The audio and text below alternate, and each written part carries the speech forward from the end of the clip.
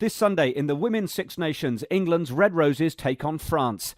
It's arguably the championship decider, with both sides a clear cut above the rest. So we invited England's most capped player Rocky Clark and fellow Rugby World Cup winner Kat Merchant up to the headquarters of Heli Centre to take on a challenge in the simulator and preview the big match.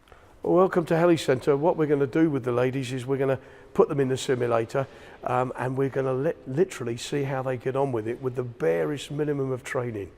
Should be quite exciting. What's that mean? I choose. You go first. Okay, let's do it. You're in. You have control? I have control. And I want you to land on the runway just to the left of those red lights.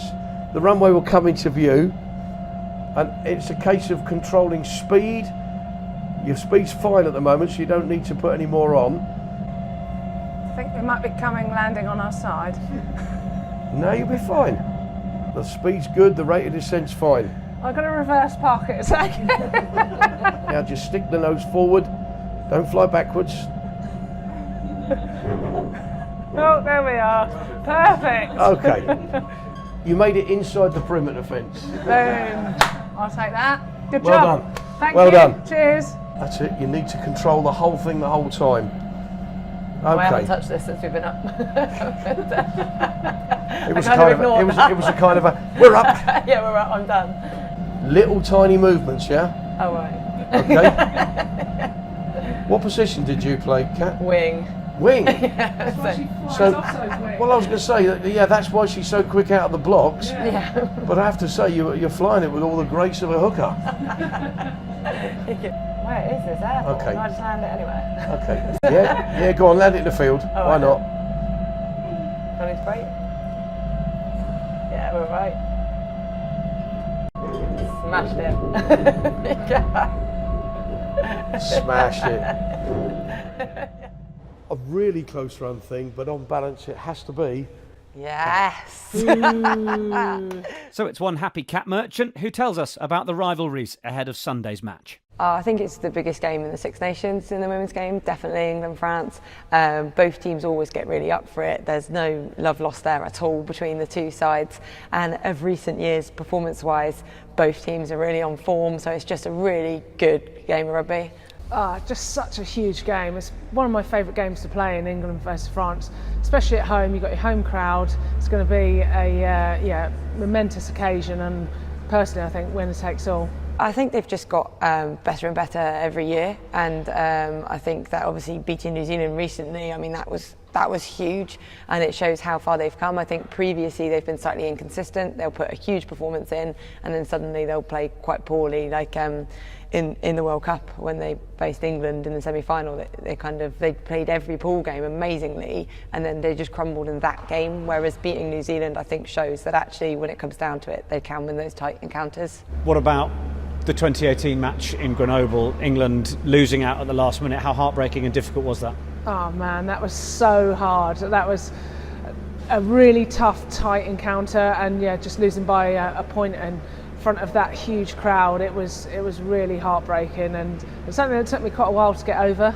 They've been really moving forward, and they've added different elements to their game. They can attack from anywhere. They've got the forward power as well as the threats out wide as well. I've always said once France get dangerous backs, they're a completely different animal because they can just attack from anywhere. And then we've seen how influential Bourdon is at 9, like she is just world class, and their speed of ball, everything like that. They're just a really exciting team that's growing and building. It's going to be a massive battle up front. So France are going to have looked at England and tried to pick some weaknesses. That there aren't many. I think they're going to target the scrum a little, so I think England really need to tighten up the scrum. Both teams have a really good attacking maul, and so I think it'll be really good to see their forwards matched against each other in that area. And then, England are going to play with real tempo, as will France. So I think it'll come down to the wire. This England team this year have just they've started obviously really well with a strong performance against Ireland, and again you see props like Sarah Byrne making 30-metre line breaks, so they are just really dangerous. They're known for their line out as well, and then you've got the likes of Emily Scarrett back, like launching that ball out to the wingers and just out and out finishers like Jess Breach. I think England really have finishing wings now, and Kelly Smith absolutely rapid. So yeah, it's exciting. They're an exciting team to watch because I think again they can attack from anywhere. It's not just a plan A. They've got plan A, plan B, plan C, and they can really stick to those game plans. Richard Blaze going in as well, I think he's added another level. The team seem to have improved their defensive effort, and line speed and connected has been really good. So yeah, I think it's moving forward. It's going to be really strong come World Cup. Oh, I'm so torn. I'm so torn because my heart says England, 100%. But if the French girls have all their sevens girls back, for players like Azar, you know, those real finishers, then it's hard to rule them out on recent performance. So kind of heart saying England, head saying France. So I think possibly it could come down just to the fact home advantage, and England will take it. I hope so. Yeah. Yeah, fans are going to be huge to helping England out at Doncaster. You know, we need a full house and to be really loud and get behind the girls, because we know how intimidating it is to go to an away game with the crowd going wild. So we can do it back to France. It'll be good. It's going to be some big collisions, some exciting scores, and everything to play for. And I think a lot of the Six Nations rest on this match.